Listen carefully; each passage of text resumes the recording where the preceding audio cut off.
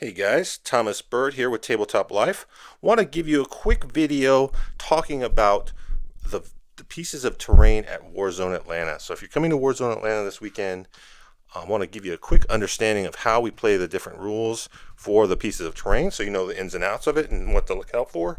If you're used to playing at other tournaments, it may be slightly different, so just make sure you know which rules you're playing on and how the terrain works, and then you'll have a much better experience. So we're going to jump in. Today's video is going to be talking about ruins, and then we'll get into container stacks, and I'll probably do a separate video for dense terrain because I've had some questions about how dense terrain works. So it's not really a terrain thing, it's more about a rules thing. But for today, we're talking about ruins and container stacks. So the big thing with ruins that I like to point out, it's just your normal everyday ruin. It's got normal rules for ruin. It's defensible. You have light cover if you're on it. It's obscuring. They're all going to be tall enough to get the full obscuring. All your scalable, all the normal rules for a ruin.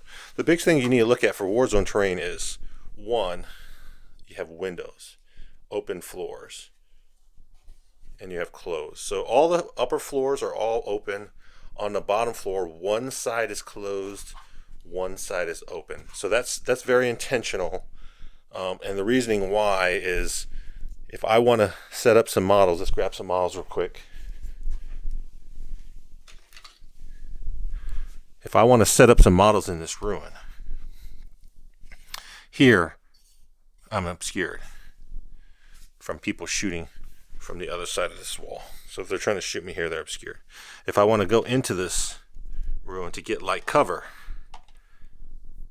I'm only obscured from this angle. But if I come in from over here, now I can be seen and shot. So that's intentional. So you need to think about that when you're placing this piece of terrain. This angle here, it really matters. And it also creates a little bit of interesting points, because if I want to be fully obscured, I got to be not in the ruin, so I'm not getting cover, but it also makes this angle easier to get line of sight. So there's a lot of tactical things to think about when you're putting out this piece of terrain. Also, another thing you think about is, if you look at it from this side, there's no outside lip on this ruin edge. The base is only on the inside. So if I'm infantry, beasts or swarms, and I want to get cover, touching it here does not give me cover. I have to be touching it here to get cover. It's an important distinction. It also matters for shooting. If I want to shoot, I can't just touch the outside and see models that are obscured on the other side. I have to literally walk around, or I have to be in this terrain piece. Also, from here, if I want to shoot that guy through this wall, can't shoot him unless I step my guys into the terrain. Or vice versa, if he's on this side where the wall is closed off, can't shoot him there unless I walk around or I walk up. And even maybe not, if I cannot get that angle right. So something to think about there. Also, from a big model perspective, if we're talking about knights or airplanes, again, they got the big rule, 18 wounds or more, or airplanes. I can shoot them from behind obscuring, and they cannot, right? Because they're big. But I still need to see them. I still need to physically see them. So I could see them through this window, through the leg, right? I could see his leg, so I'm good to go. I could shoot there without having to move. But if this piece was like this, unless I could see all the way to the top of his head, those guys cannot shoot at that knight. And he's pretty tall. They probably still be able to see him. But on a big ruin like this, they may not be able to see. So you have to have physical line of sight, even though you're shooting at a big ruin. So that's kind of ruins, FYI. You understand how that works. Second piece I want to talk about is container stacks. So a lot of people don't understand how obstacles work or container stacks in general. They don't have any rules, but a lot of issues come up with these things. So just so you understand what they do. So container stacks have scalable, exposed positions, and light cover. So you only ever get cover if you're infantry, beasts, or swarms. And since it's an obstacle, you got to meet the other requirements for that. Obstacle means if I'm infantry, beasts, or swarms and I'm within 3 inches, I'll get light cover. As long as the unit that's shooting at me is drawing a line of sight that goes through that. So I got to be obscured. That line has to go through the obstacle, and now that guy's in cover.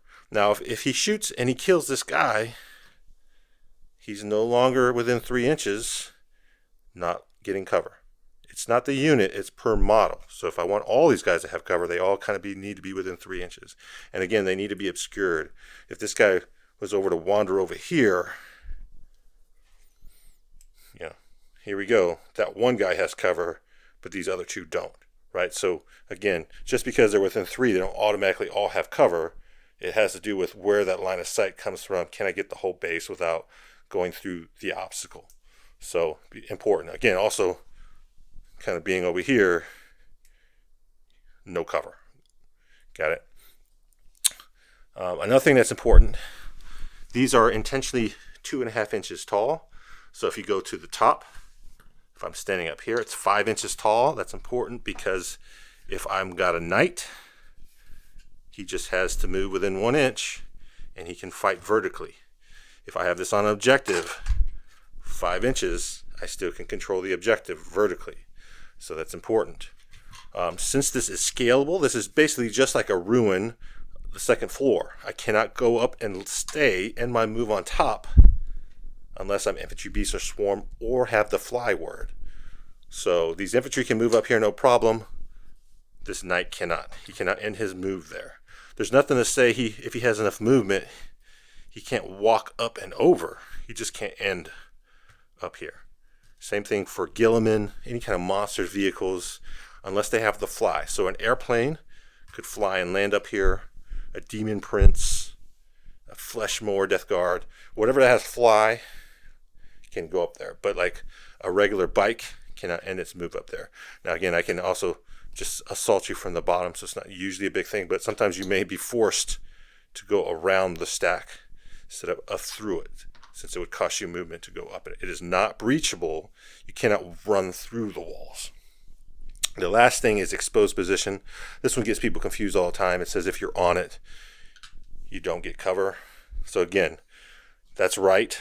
Just touching it provides no cover. The only thing that gives you cover is the obstacle rule, and if you're infantry, beast, or swarm. So again, in this situation, I have this Dread Knight shooting at this Eradicator, straight to him. No impeding obstacle. Just because he's on top, he does not get cover. If he were back here, he doesn't get cover for just being on top, but he does get cover because he's obscured by the crate.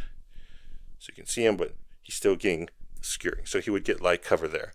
So that scenario works. So just kind of keep in mind how container stacks work, how you can use them to block movement or hide and get cover if you're infantry, beasts, or swarms.